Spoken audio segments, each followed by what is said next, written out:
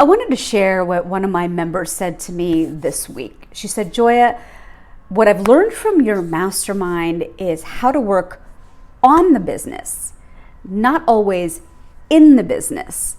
In other words, I have learned to elevate myself into a strategic role and get myself out of the day-to-day, get myself out of the tactical.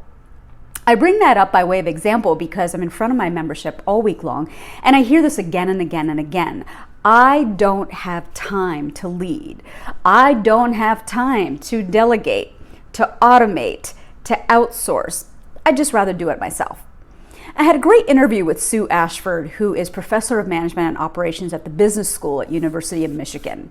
And she says that while that identity of being a doer is great in keeping you in your comfort zone, but there is a downside to it. Take a listen.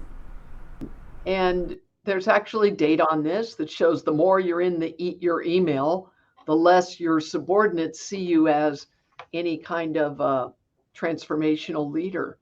And so we all get sucked into that. And it is true, it's a real time constraint. But while working with these participants, I get them to see that it's also our comfort zone.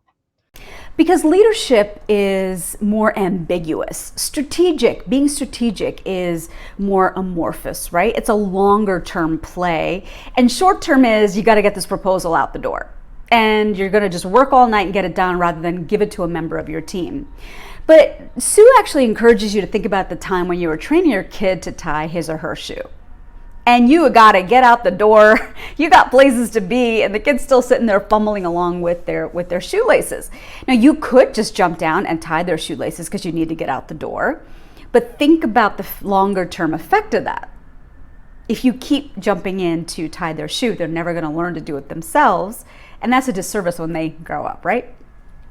So if you are challenged with that gotta get out the door moment, it's go time on a project, Sue recommends having a strategy around how to wear the identity of leadership, how to get into the trenches with your team, and then make sure that you stay in the leadership position.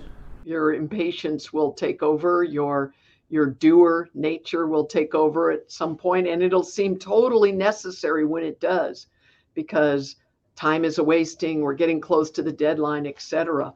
So you might need to be able to signal to your team, I know this next week is not going to be developmental, but we just need to go. I'm going to dive in with you, and then I'm going to pull back out and be your leader.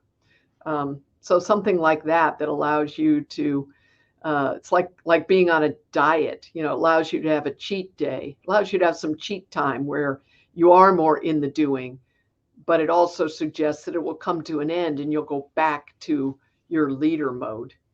If being in the strategic and that ambiguous sort of area, if being in leadership was easy, we would all be doing it, right?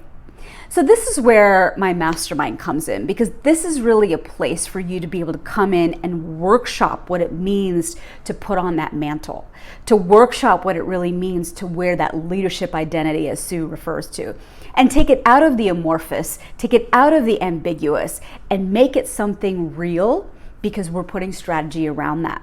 So if you are a woman that has a wish, something that you've been kicking down the road, kicking the can down the road for a couple of years, and you're just tired, you want to see it now, and you want the right accountability, you want the group around it to make that wish a reality inside of a year, that's what my mastermind can help you do. That's what I can help you do. So if you would like to enroll, we are taking enrollments right now.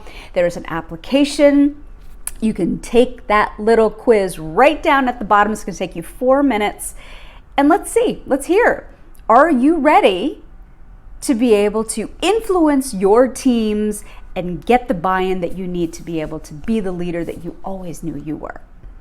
Good luck. I can't wait to hear from you.